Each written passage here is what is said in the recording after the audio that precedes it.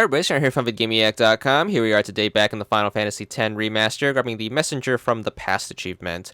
This is to find all 10 of the Jecht spheres. The first one is going to be given to you as part of the story. Once you are about to leave Macalania Woods, Auron is going to stop you and basically chop down this tree, revealing this hidden pool area. You are tasked with a boss fight of defeating the Spheromorph, get through him, and once you manage to take him out, you should get your first Jecht sphere. So the Jecht spheres are basically going to be recordings of the backstory of Braska, Auron, and Jecht's adventures. And you can watch them optionally if you want to. However, another purpose of them is each certain number will give you another one of Auron's overdrives. For example, picking up this first one will give you Auron's second overdrive. Finding 3 of them will give you Auron's third overdrive. And finding all 10 will give you Auron's fourth and final overdrive.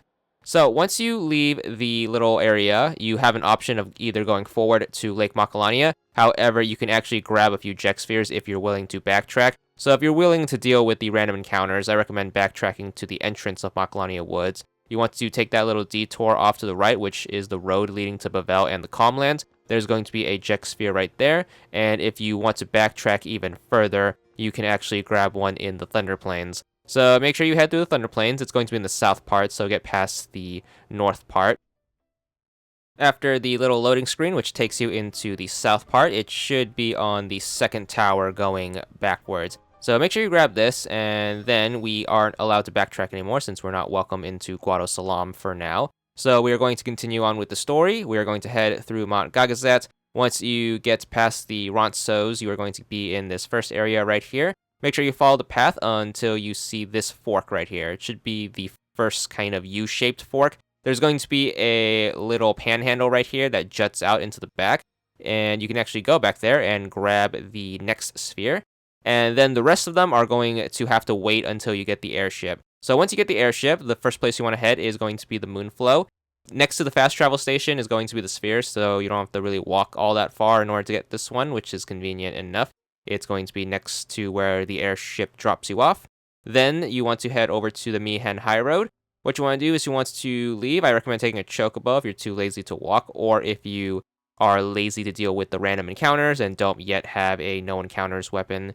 So take the chocobo. You want to ride it through the new road up to the gate, which leads to the Mushroom Rock / Jose area. But instead of going forward, what you want to do is you want to pull a U-turn, and then you want to head into the old road. So you have to go through the entire old road all the way back. This is where we found Auron's crest for his ultimate weapon. So just keep making your way towards that. And next to that chest is going to be the next sphere. So pick that one up. Once you're done with that, you want to leave the way you came, but don't hit up the airship just quite yet. The next sphere is going to be in Mushroom Rock Road, and it's actually faster just to walk there instead of taking the airship.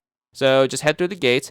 If you are doing this in the post-game, I highly recommend being very careful, so don't talk to these 2 NPCs right here, because that will trigger the Dark Magus Sisters fight, which you don't want, obviously, since you are probably not ready for it. But take your first left, and then this should take you to Mushroom Rock Road. So just follow the road like normal. Hopefully by now you have that no encounters armor, because you don't want to be dealing with all of the weak random encounters, especially at this point of the game. Of course, you can take this time to work on your Monster Arena captures if you care about that stuff.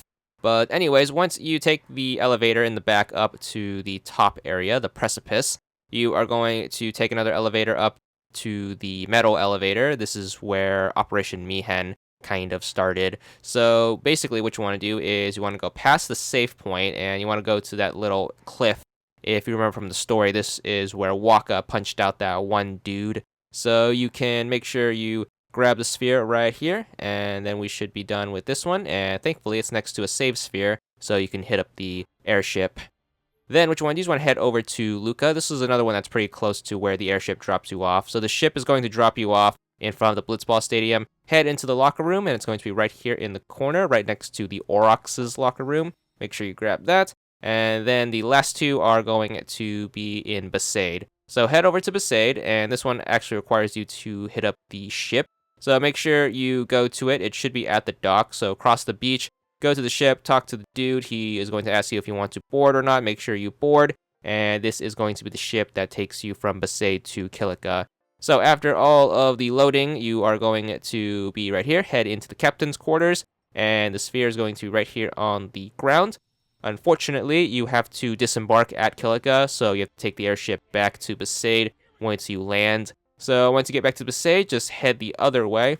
So just head to the left, head up this cliff, and then just follow the trail back to the village. A note to keep in mind is the village is going to be protected by Dark Valefor, which you do have to defeat in order to get access to it. So this might be a little hard for someone who has just gotten the airship. So you might want to put this one off until you get your stats a little high. But you do have to defeat Dark Valefor in order to go to the village to get the next Jecht sphere. So keep that in mind, but once you manage to defeat it, you will now have access to the village, and you can get all the cool stuff in here. But more importantly, the Jecht sphere is going to be to the right next to the front steps. Once you pick it up, this should be the 10th and final one. You should get Auron's last overdrive, which is going to be Tornado. But more importantly, after watching it, you get this achievement. There it is, 10 gamer score, and that's all there is to it.